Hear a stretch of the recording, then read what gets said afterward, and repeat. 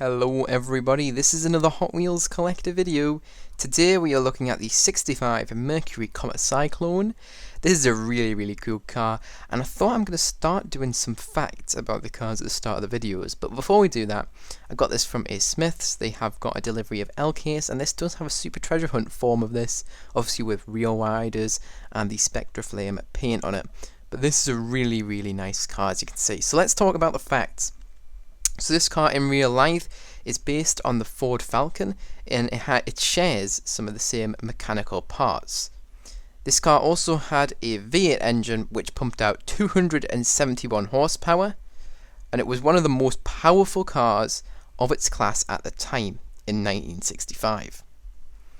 This car had two trim options, so there was a convertible one, which is not this one, and the hardtop version, which was known as the coupe version. And that is this one right here. Obviously, as you can see, it has that hard top. This is a gasser version of it, so it's not quite standard. It's quite heavily modified, but this is obviously very heavily based off the 65 Mercury Comet Cyclone. It's got the whole body of it and everything. It had a 2-year production run, and just over 12,000 units of this car were made. Nowadays, we only think there's about 200 surviving right now that are in a decent condition. Obviously, there'll be a few more which are in, run-down conditions, but in perfect or pretty much factory fresh condition, we think only about 200 of them. So not very many of them left in a good condition at all nowadays, unfortunately. Anyways, let's get into the showcase of this particular model from Hot Wheels. Alright, so taking a look at this exact model here. First of all, we have the dragster wheels here. Obviously, these are 5-spoke, and they are done in grey. Very nicely done. First introduced in 1995. So let's take a look at the base. So here you go. Look. We have really thin wheels on the front and really thick wheels on the back. Obviously, giving that dragster effect. Really well done by Hot Wheels there. As for the colour of this car, it is just a standard glossy black. It is not metallic, but we do have a lovely red, almost striping design on the side of this car. Very well done by Hot Wheels there. Looks phenomenal. The colour scheme is really nice and gives that real 60s vibe, in my opinion. Alright, so starting from the rear, we have a lovely little Hot Wheels logo, which is done in yellow, as well as Mike's Transmissions, also in yellow. And we also have a Hurst logo, which is a real-life brand. We also have the writing El Segundo Cyclone, as well as the Comet written there as well, and the number 427. I'm not sure if that number has any significance to the car, but it probably will, to be honest. So if you do know anything about that, please do let me know. And finally, we have the sponsor Goodyear on that front fender there. Very nicely done. Overall, that's a really nice side. Alright, now taking a look at the front, we do not have any tamper work, but the front lights have been carved out, so if you wanted to add your own details, you could easily do that using something like Sharpie or acrylic paint. As you can see, the entire grille portion, as well as the bumper, is all done using the grey base plastic. Very nicely done. Quite an interesting design choice that they didn't want to do chrome for that stuff.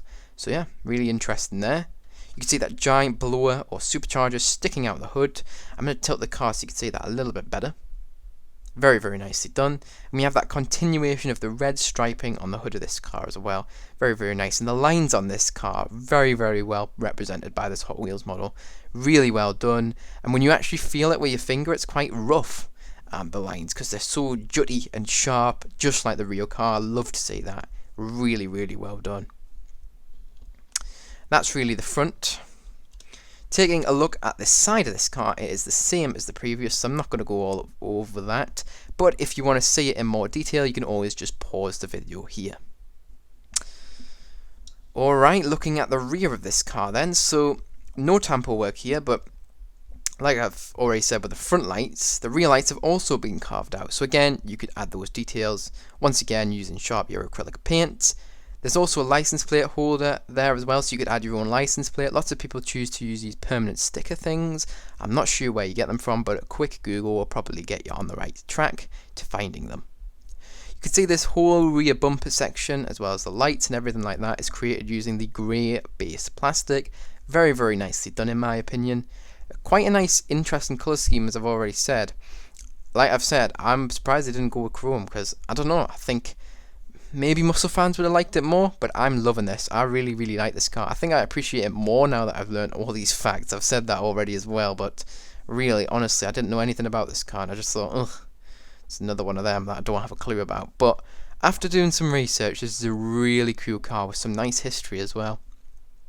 Alright, taking a look at the top of this car, so we have that continuation of the striping, but it's a bit more obvious here.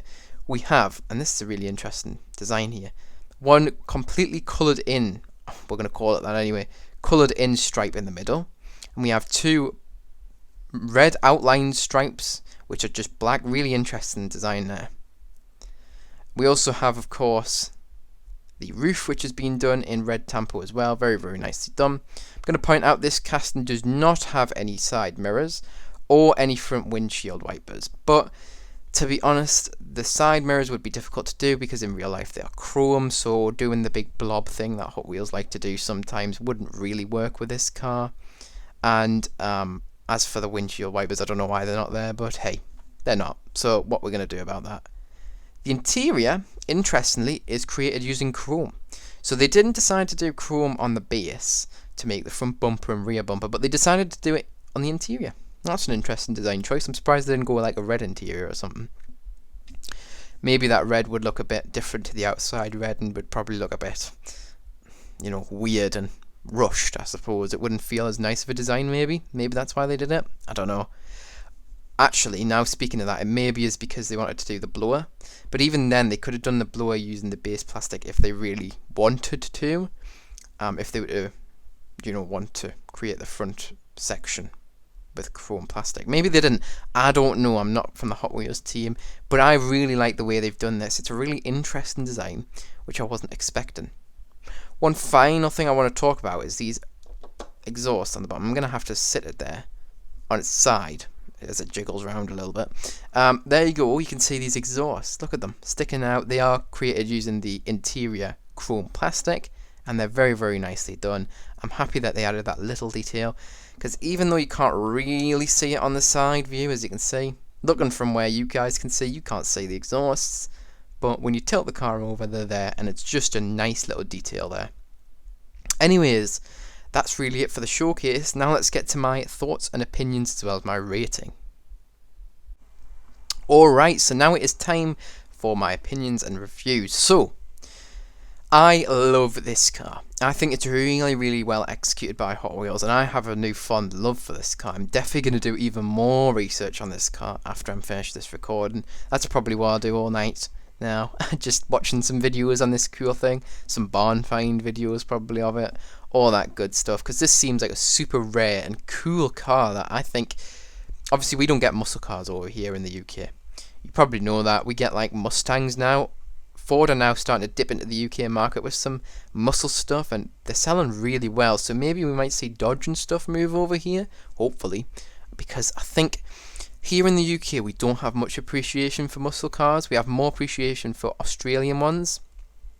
I think a lot of us, we love Holdens probably more than some of this stuff. I know most of us probably didn't know Mercury Comet Cyclones existed here in the UK, which is unfortunate because this is such a cool car. But obviously it wouldn't fit on the UK roads because the UK roads are absolutely tiny compared to Americans' huge, massive, thick lanes. But this is just an awesome car, and I do wish that more people would appreciate muscle cars, including myself, because I am going to admit muscle is definitely not on my top of favourites. But doing this research has really, really increased my, I suppose, like for muscle cars. I love the newer stuff because obviously I'm more clued up with that stuff.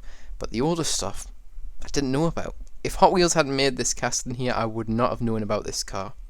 But anyways, that's enough rambling about my life and the UK. Really, really well done. This is just phenomenal. I think it looks really accurate to the real life model. And this car looks similar, and I'm probably going to embarrass myself here because American viewers will probably be like, it does not. They'll be able to say, this is different and this is different. But I think it looks similar to the Pontiac GTO from, I believe, 65 as well. Is it just me? Anyways, out of 10, what am I going to rate this car? Oh, wow. Once upon a time, I probably would rate this about a 6. My review has gone up to an 8. I'm really, really liking this car. Love the colour design. Really, really interestingly done by Hot Wheels. And honestly, I know muscle car fans will love it because they've been screaming they want more muscle. They got more muscle this year. It is awesome looking. Anyways, that is it for this video. If you enjoyed, make sure to like. If you're new to the channel, make sure to subscribe. And remember, you can put notifications on using that notification bell so you do not miss any uploads in the future. Remember, you can also share this video with any friends, family, or in any groups who may be interested in this video. But don't feel pressured to if you don't have anybody who you think may be interested. That's totally fine, and you watching this video is more than enough. Anyways, that is it for this video. I hope you enjoyed, and I hope to see you guys in the next one. Bye bye, everyone.